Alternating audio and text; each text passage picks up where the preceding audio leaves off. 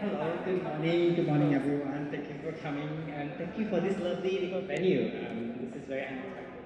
I really enjoy myself having the opportunity to speak in this wonderful Ajaib Gala. Thank you to everyone for managing to sort of like put this together despite all the sort of like hiccups. Thank you so much. So today I'm going to sort of like talk about a project of mine that I've been sort of like working on, which is to look at a particular type of performance art tradition that has developed in Penang. And it's called sort of like the Boria. It came originally from the Muharram sort of celebration. And what you see here on the screen are actually sort of like three figures playing out a sort of like sketch near the Botanical Gardens, where in the traditional sort of like Muharram celebration, this is where they would end up to sort of like do what they call the Mandi Tolak Bala, which is the washing away of the sins once after, the Muharram celebration was sort of like finished. They would sort of like go to the waterfall and then sort of botanical gardens and then sort of like wash away, all the bad luck that accrued and all the sort of like, the kind of like tensions and conflicts that have sort of like accrued over the years, over the time that the Muharram, that we were sort of like processing during the Muharram, and then that would essentially sort of like, clear up all the sins and they would sort of like begin anew again the following year. And in the sort of like, in the 1970s, the Muharram celebration is no longer sort of like practiced in sort of Penang. What happened is that a type of performing art tradition then sort of like emerged, which is called the Boria, and very often it includes a kind of like play acting sort of component where you play out a sketch, and this sketch is something that I want to sort of like talk about in my sort of like presentation. But just to sort of like give this sort of bit of a sort of like historical sort of like context to the subject I'm sort of like looking at, I mean, as much as the Muharram sort of like celebration is rooted in sort of like condition of sort of colonialism, you can really sort of like, think of the interconnection of the Indian Ocean that stretches back in time, all the way back to sort of like the 11th sort of like century, especially in, a map that sort of appeared in a kitab from Cairo, that even sort of like depicts the sort of like Indian Ocean sort of like world. This interconnection really stretches back into time and not only defined by a shared experience of sort of like colonialism. So alongside trade is also the trafficking of sort of like ideas. And if we look more closely on the sort of like the right half of the map, you get to see how it describes a trade that goes from India, all the Indian cities, you start from the upper left sort of like corner, all the way down to China. And Southeast Asia sort of like sits somewhere in the middle as a sort of like refueling stop, as a stop for sort of like exchange of different kinds of like trade goods that would enable and facilitate a sort of like huge chain of exchange that began, in the Arab world all the way to sort of like China.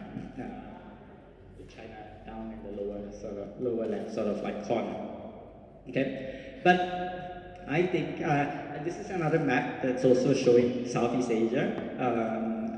It's called the Southern map that's currently in sort of like Oxford, and also it's the only surviving sort of like Chinese merchant map that still sort of like existed. And interestingly, this is made in sort of a place like Aceh, which you would normally not associate with, a Chinese sort of like population, right?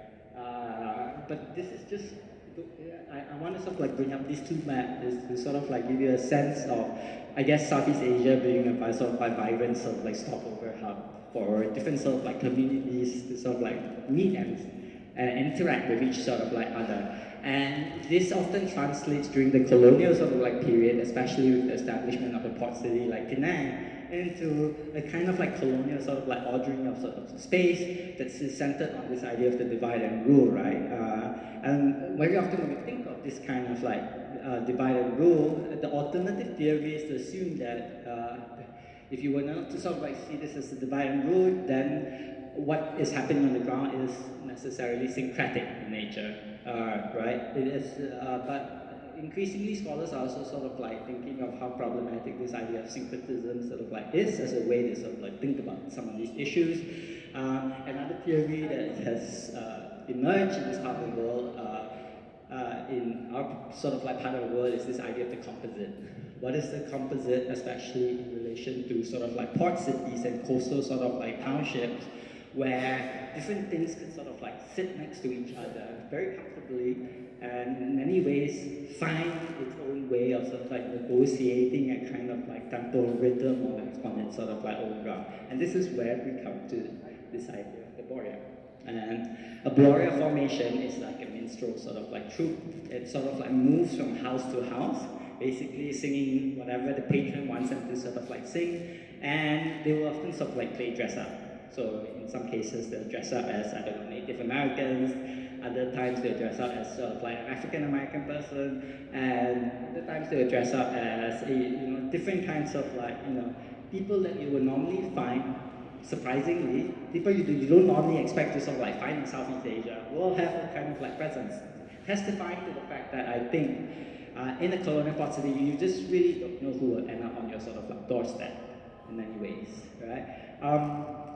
Within this sort of like ecology that I'm sort of like talking about, the main sort of like date that I'm looking at is 1919, and this is a borea season that was actually recorded in one of the learned society sort of like journal called the Royal Asiatic Society of the Malayan branch of the Royal Asiatic sort of like society. And in that particular journal, Alexander sort of like Hamilton, Arthur Hamilton, actually one of the sort of like colonial scholar official, managed to record an entire sort of like borea season and walked us through what actually sort of like happened during that period. So the borea season is in many ways speaks to the kind of like divide within a sort of like colonial port city. Very often, the main center of sort of like commercial activity happens in the bandar or the kota, which you see in the lower side, and this is centered on sort of like Beach Street. That is where the sort of like commercial activity sort of like takes place. But fringing the sort of like kota, which is the sort of like center of the city, are the kampongs, or the village, or the urban sort of like village. And these are often where the sort of like more economically disadvantaged population would reside in. And borea very often comes out of these sort of like villages that fringe the entire sort of like city sort of area, right? You would see in some of these sort of like old photographs, even the presence of sort of like police officers, such as that figure over there on the left here. I don't know. Oh, yeah, this figure over here. You see this figure over here. These are sort of like police officers that are playing a role in sort of like surveillance in all these sort of like kampong area. Very often, what you will get the sense of is that it is a very police sort of like space, increasingly sort of like police space, especially when it comes to public assembly. Because 19th century, the Muharram was a time where a lot of sort of like riots sort of like happened. So in order to curtail the sort of like Muharram celebration, they sort of created and passed a lot of public assembly sort of like laws. In fact, the desire to even sort of like gain a measure of autonomy from India. Penang used to be part of, was the fourth Indian sort of like presidency. But in order to gain some measure of sort of like control so that they can enact a stricter kind of like public assembly laws, the local sort of like elites actually sort of managed to convince the colonial sort of like government to sort of like turn Penang into autonomous kind of like colonial settlement. And with the turning of the colonial settlement, they were able to sort of like enact all these sort of like laws to curtail the celebration of Muharram. But what happened with the curtailment is that all these sort of like borea groups then began to sort of like, all the celebrants of the Muharram then began to sort of like hide themselves or escape into all these sort of like urban sort of like fringe villages and began to sort of where borea groups then began to sort of like emerge.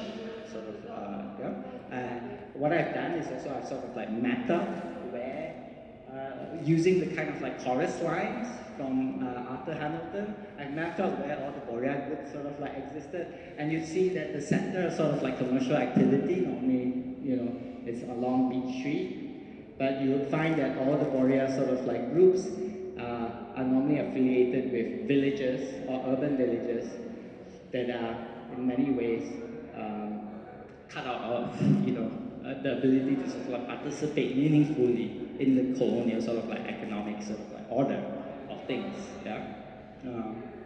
And so what is the sort of like Oriental, and why do I find these sort of like choruses sort of like interesting? Let us look at some of these choruses and sort of like try to make sense of them. Very often what you get to see, so I've sort of translated some of these choruses, and very often you get to see the first, it comes in a type of Malay sort of like poetry called the Syair. And the Syair has sort of like Arabic sort of like origins, but sometime in the sort of like 17th century, there was a Sufi mystique from Sumatra began sort of like introducing this kind of like, Syair with a rhyming scheme of A, in order to sort of like introduce a new way in which you can sort of like play with the sort of Malay language. And, in the Malay, if you read it in sort of like Malay, like Habsyi Afrika, orang ulu kerja mencari arang batu, serata tempat tiada tentu, bagan tanjung bunga menjadi satu. So it's always with that A sort of like rhyming scheme. But what's happening in a very sort of like interesting manner is that often in the sort of like chorus line that's being sung by the warrior troupe, you have the first line where it always begins with this imagination of assuming the role of this other person or this other community or these other people from somewhere else in the world. So in the first portrait, you see them playing the role of the Habsyi from Africa. And this would often tell you that they would and sort of like, do kind of like play acting where they sort of don on the costume and play the role of the sort of like, an African sort of like person, roaming around the streets of sort of like Penang. In the second instance, they play the role of, soldiers from sort of like Yunnan in China. And in the third instance, they pretend that they're sort of like Malay robbers who are in English land, trying to sort of like rob the English of their sort of like wealth. Nyor is a coconut farm. Nyor is a coconut farm. Free Majlis is like, a congregation, right? So that's the name of the group itself. Right. So it always starts off with being somewhere else, playing the role of being somewhere else. And then the second and third line describes the circumstances or instances in which that compel them to sort of like do something, or enact a sort of like action, or undertake a certain kind of activity. And the last line always ends with a declaration of which particular village they come from. That very local sort of like village they sort of like come from, and there's a declaration of sort of like pride almost. Yeah.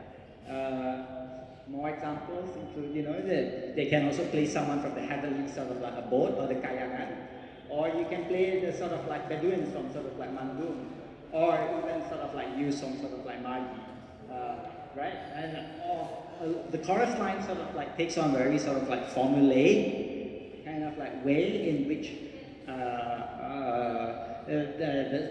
the assumed sort of like identity that you're play acting is always first declared, and then the actions that sort of like compel the person to sort of like, undertake a kind of like activity, and it ends up sort of like almost as if suggesting that all these sort of like people from different parts of the world will end up in the village that these sort of like players would sort of like come from. And that's the declaration of the village of origin that they sort of like exist in. So what does all this kind of like mean? In many ways, it's speaking to and responding to a kind of like imperial kind of rhyming scheme, right? Where you see in the use of sort of like circulation of kind of like images in, reprographics of the sort of like late 19th century, where similar kind of like image, such as, this particular image, is used on one occasion to describe a Ceylonese kind of like performance. On another occasion, it's simply just used to describe a coolie or sort of like operatic sort of like performance amongst the indentured labor class on a boat, right? as the sort of like indentured laborers sort of like sailed to sort of different parts of the world, possibly even to Trinidad and Tobago, right? This is another example where a Caucasian, a trans-Caucasian sort of like image that initially sort of like represent the Muharram sort of like celebration in Trans-Caucasia is then suddenly sort of like re-inscribed and given sort of injected with a new meaning to describe the Muharram celebration in sort of like Penang. So the imperial sort of like use and circulation of an image also sort of like plays with a kind of like interconnection between different kinds of like circulation of people and ideas and images of especially sort of like the indentured class across the empire. Or at the same time, there's also this sort of like affectation that sort of like go on with play acting, fancy dress ball, especially amongst the comprador sort of like class. As you sort of like accrue power and wealth, there is almost as if the power of capital to sort of like transform oneself in relation to professions and ethnicities mapped out neatly on a sort of stable typology, each marked with a recognizable sort of headdress, clothing, and implement. And this is a type of kind of like play, where one uses the self to become and assume another. And this story is sort of like accounted as a kind of like journey. I think that sort of like parallels the ability to sort of like shapeshift as well as to sort of like create context with other worlds. That sort of like tomfoolery about this sort of like young gentleman we have in front of us has a very interesting sort of like relationship to the ability to sort of like play in this instance. And for all these young gentlemen sort of like here, the ability to sort of like play through the fancy dress ball affirms the larger narrative of sort of like the self-made in the port city, right? As you accrue enough sort of like capital, you're basically able to sort of like know what's happening in different parts of the world. So you have, all your Chinese sort of like comprador sort of gentlemen, playing the Malay chief, an Ottoman sort of like officer, sort of either a Parsi or Armenian looking sort of like person. Maybe someone can help me identify that bearded gentleman over there who I can't quite figure out. A Burmese, a man and wife, representing the ideal institution of sort of like marriage, as well as, a suit of patterns of sort of like playing cards, as sort of like court jester, as a sort of like court jester. But what we have in front of us here, I think is an allegory of sort of like the spirit of print capitalism, represented by the man on the left there, playing the newspaper, coursing through, possessing all these sort of like homosocial bodies, configuring and reconfiguring their relationships with the world, premised almost entirely on sort of like dumb luck and pure chance, as represented by all the suits of sort of like cards. Right? When it comes to sort of like dumb luck and pure chance, chances are these sort of like knowledge and this way of sort of like thinking is going to sort of like leak out of your sort of like social milieu. And that is where sort of like the Borea sort of like comes in. And that's where we start to learn how to sort of like play relatives. And I think with the Borea, with the use of the Shire language, essentially what I like to think of the Shire when it sort of like came into the Malay language. The Malay language is as if it learned how to sort of like drop acid. I like to think of the Malay language having to sort of like learn how to sort of like drop acid in the sort of like early modern world. Suddenly you are able to learn how to connect one thing to another thing, to another thing, to another thing, to another thing, to another thing, to another thing, to another. This interconnection, the nature of sort of like things. We can think of interconnection through a number of different lens. The first is the tufa, the silsila, right? Where Singapore sort of like describes it as a tufa, a gift. So amongst the sort of like Hadrami scholars, it's the way of, on another level, in the sort of like early 20th century, this idea of sort of like genealogy is not a vertical one anymore. It's also a demonstration of one's affinity according to sort of like kinship. So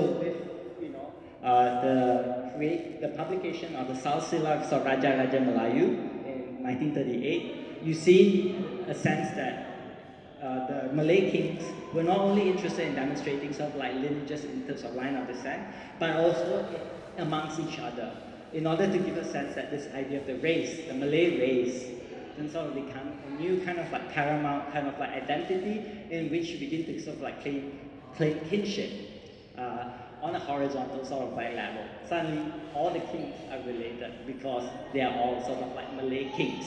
They're not just kings that trace their lineage back to Alexander the Great, but they are kings because they are related to each other. They get to claim that they are part of, they're really the leaders in this institution or in this sort of like racial group called the Malays, right?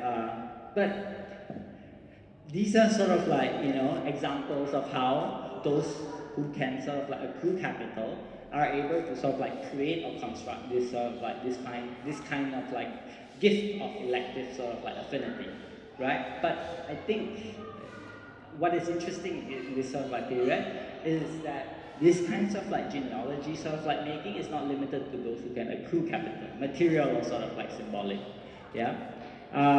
In the sort of like 18th century, a particular kind of like story then began to sort of like emerge. It's called the Hikayat Kang Tua, and it talks about the sort of like 15th century in sort of like the Malay Sultanate.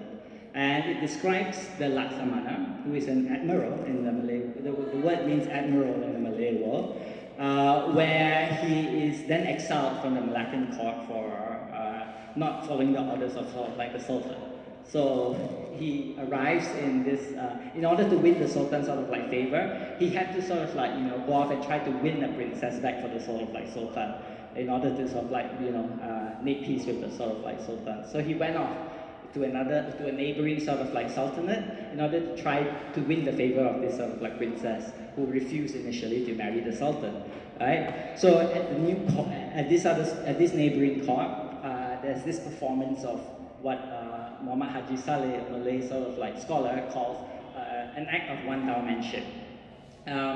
And the story sort of like goes is that he enters the sort of like court, and there were these sort of like singers who were sort of like supposed to perform for him, and they would ask him, good my lord, what kind of melody shall we play? Since the melodies of the people of Indrapura, which is the neighboring sort of like court, are not really that Malay, it's not truly Malay. We may be Malays, but we are sort of like hybrid.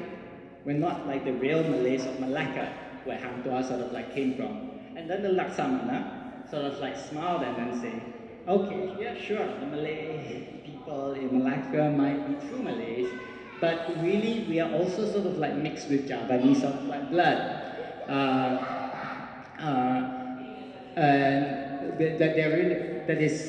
And that you're actually acting like one of us because you want to put me to this test, right? So it's almost as if this exchange is one about who is real and who's not, who's authentic, and who is sort of like of mixed blood, who is the inauthentic in this sort of like instance.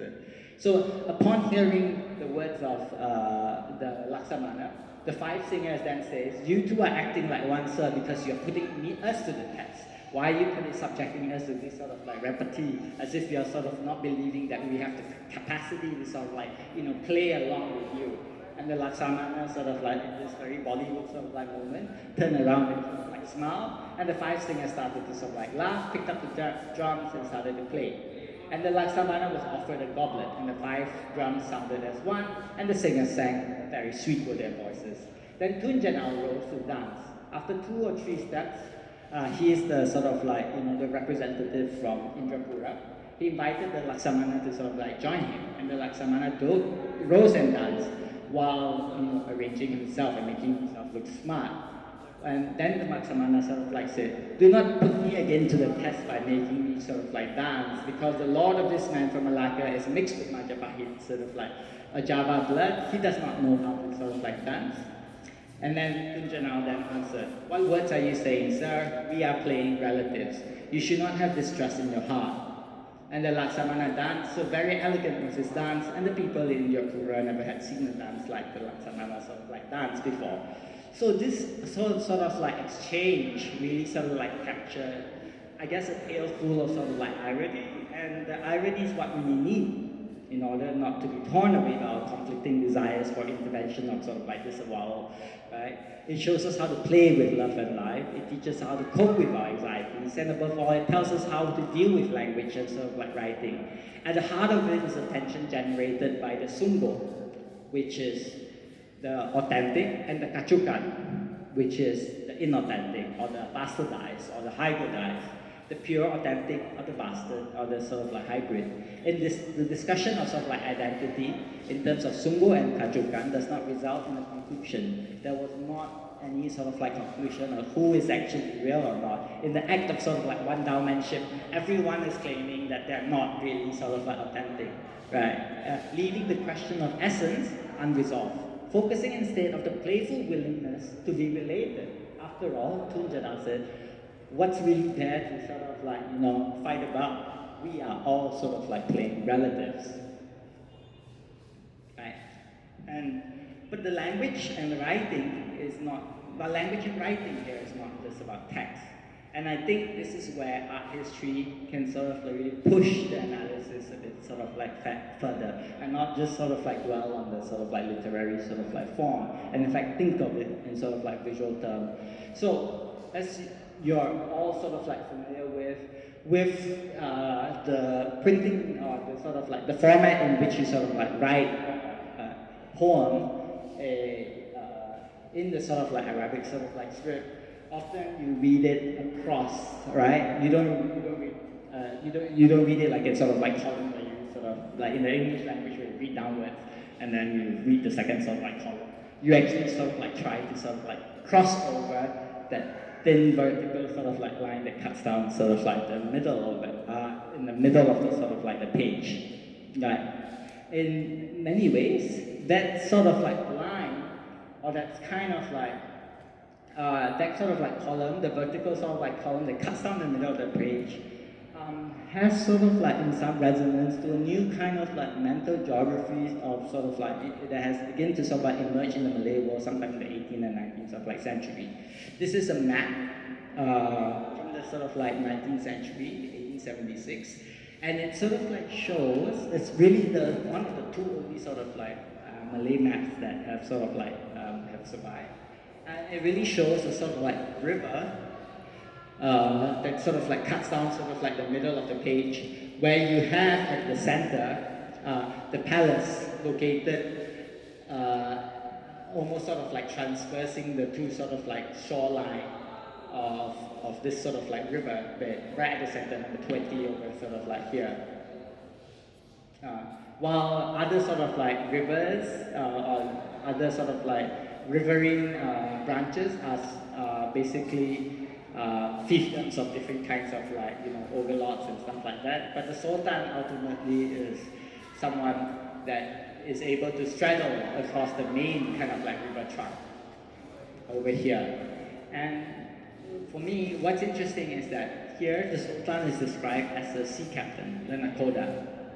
He is the sort of like sea captain, and he sits on water. It is almost as a sort of course, as a kalima of sort of like Allah.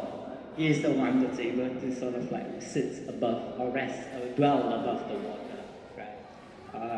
Where is sort of like all this sort of like going? Compared to sort of like the map that the English was sort of like trying to introduce in sort of like the Malay world, contemporaneous with the emergence of sort of like the Malay map, sort of like Perak.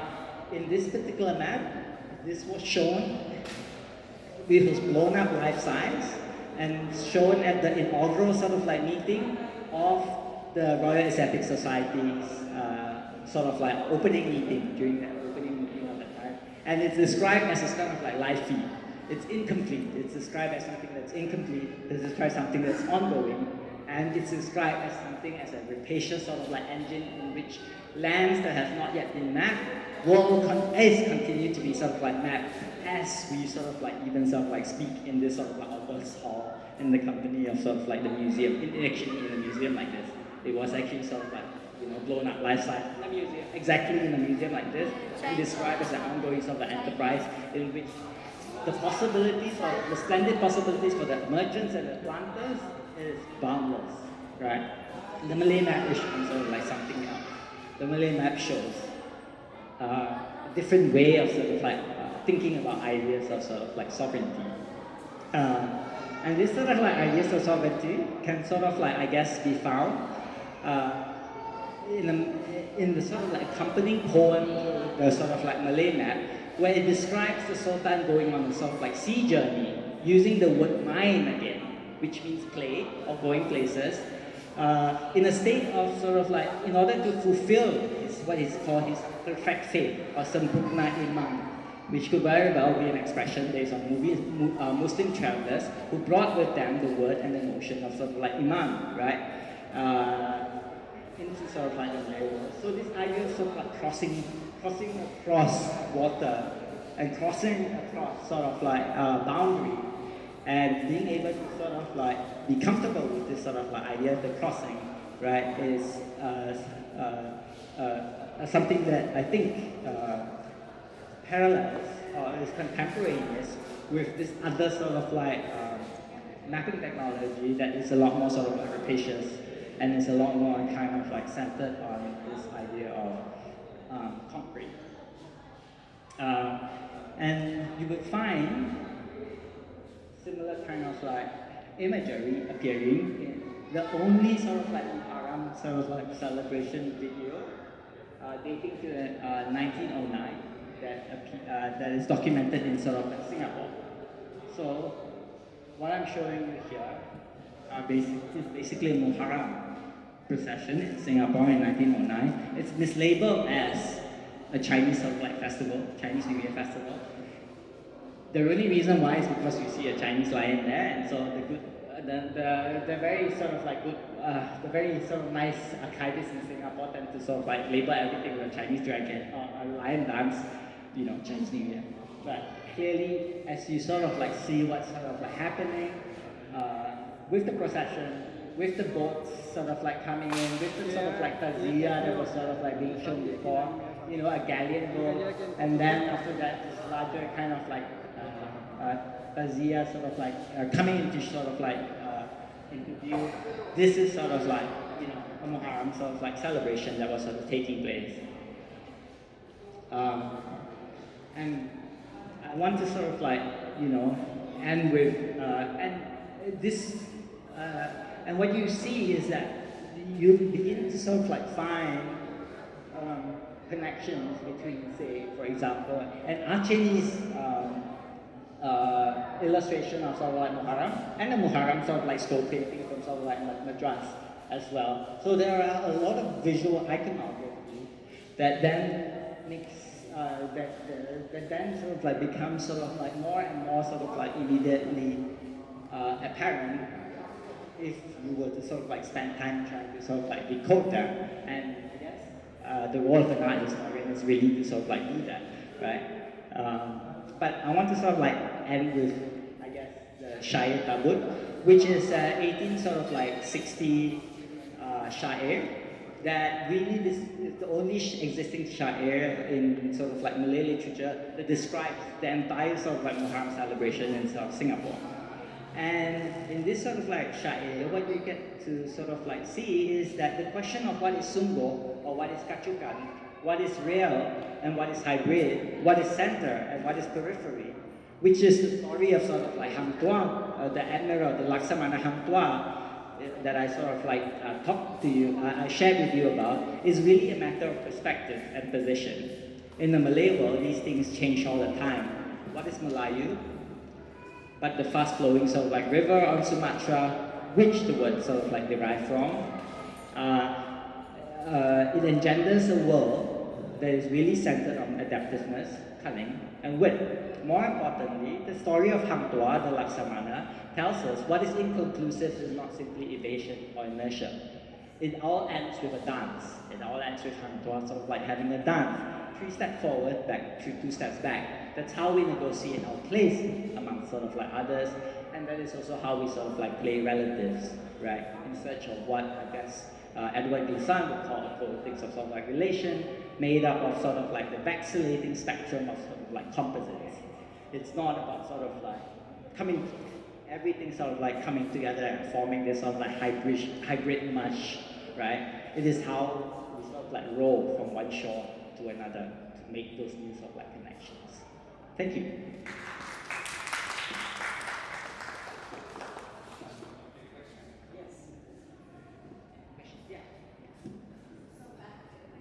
Yeah.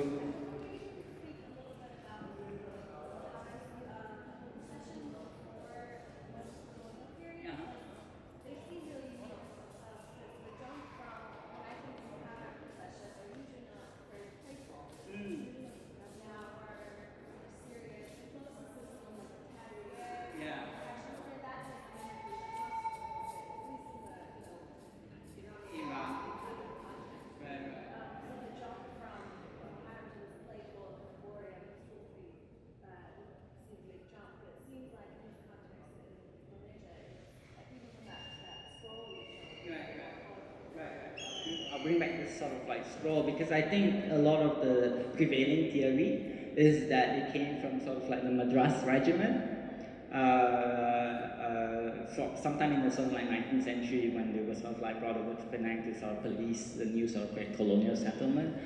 Um, uh, if I understand sort of like South Asian sort of like Muharram, based on my sort of like reading of colonial travelogues and what have you, Hobson Jobson, and every single sort of like text that you can sort of like find where the Muharram kind of like emerges as it has always been a very sort of like the playful template was already sort of like there, and I think it is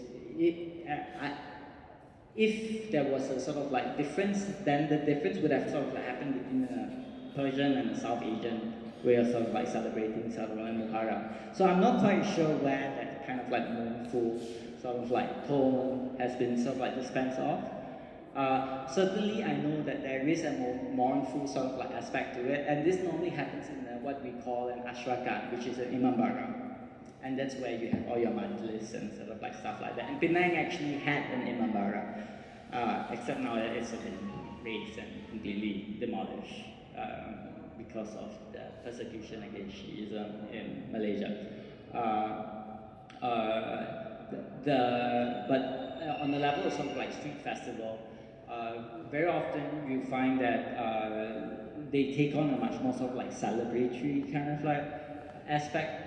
Only because I also feel that what the Muharram, I didn't mention just now, is that what the Muharram sort of like was an occasion for, it was also an occasion for sort of like inter-ethnic kind of like, it was really a cross-ethnic kind of like celebration. And it became almost like a sort of open source festival. And if you read the Shai-e-Tabur, what you find is that the Burmese were sort of like joining in with their violins. The Chinese were sort of you saw the Chinese had this sort of like lion dance. Your Malays were sort of like bringing their own sort of like performing at sort of like tradition, and everyone was just out on the street to sort of like have a good time. Alongside with there are also sort of like standard stock carnival sort of like characters from the Muharram. If you read, for example, what Kanun-e-Islam, which is the well-known South Asian sort of like a book on sort of like Islam in sort of South Asia, it lists down all these sort of like stock characters that appears during the Muharram kind of like celebration. A lot of them would also sort of like appear in sort of like subsequent incarnation of the celebration in Penang.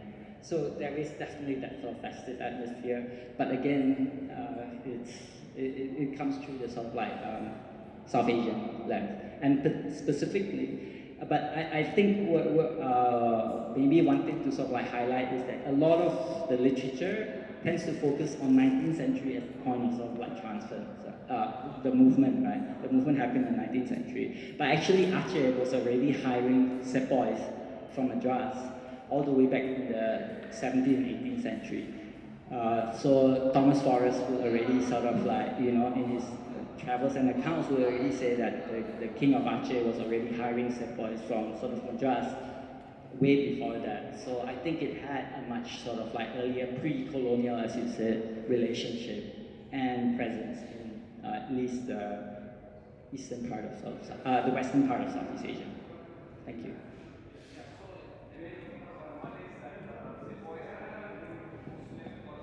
Yeah, that's right. Yeah, yeah. Kalapani, yeah.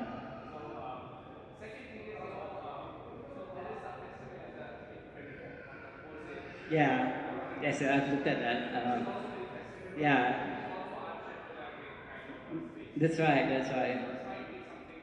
Yeah, I think Frank's work has been very helpful in clarifying a lot of the theory and the way of sort of like thinking for me, but especially the articulate sort of like dimension.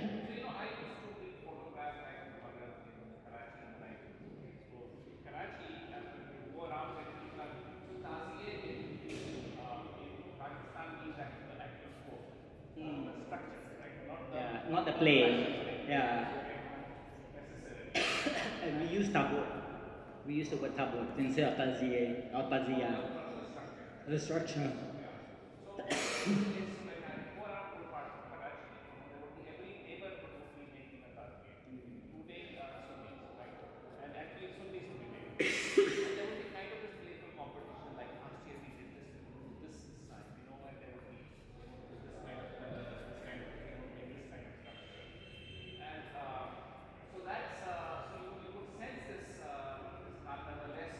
Yeah.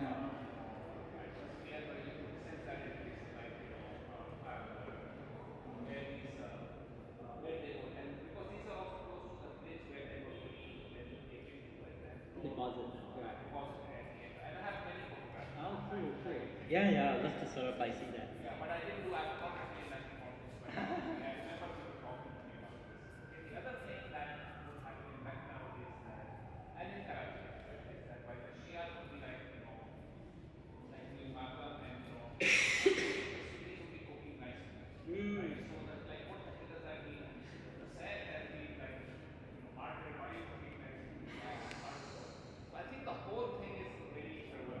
But actually, the original celebration in Malay world, because it's still primarily Sunni, right, is that they cook this particular kind of broth called bubur asor, bubur suro, which is porridge. It's a type of porridge, a sweet porridge that is then distributed to the poor, to every those who cannot afford to eat and stuff like that. Yeah.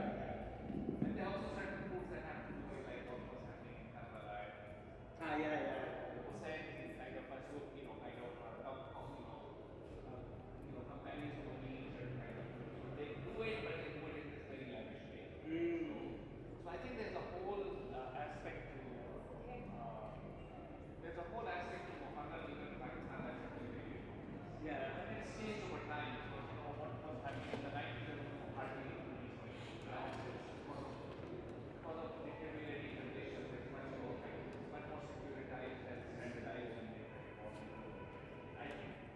Yeah, in Southeast Asia, it's the only place that celebrates it is still Sumatra.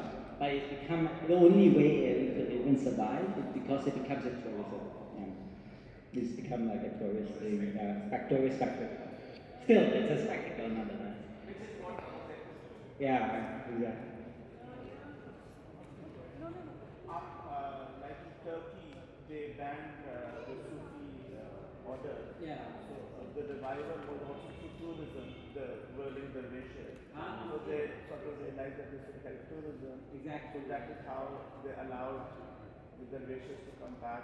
And it's the only way. Yeah. But like we use the word celebration, so we say commemoration. Okay, yeah. Muharram is commemorated and not celebrated. Right. But I understand.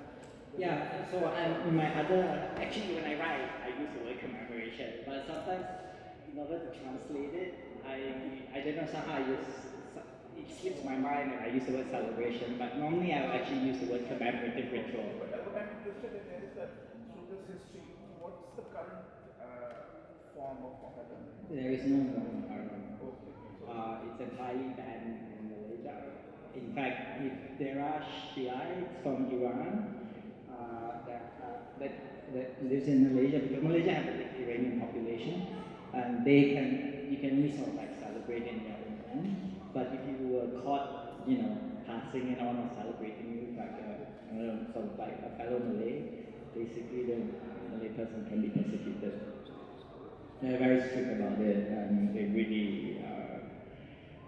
don't look kindly on any kind of like Shiite who works under this new. And also, because from a religious point of view, having a carnival sort of an attitude to Muharram can be very blasphemous. Yeah. But at the same time, in Pakistan and India, there was a strong music culture.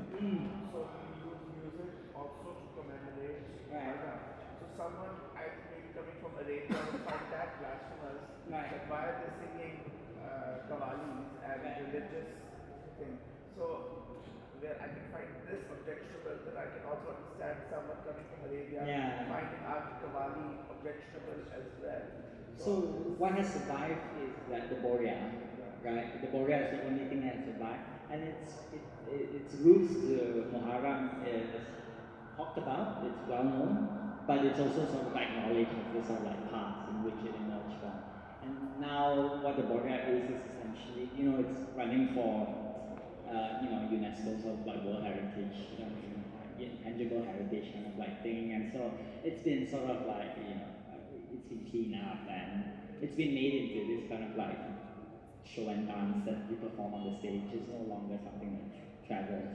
Coming from Pakistan, Yeah. we have this image of Malaysia as being very progressive.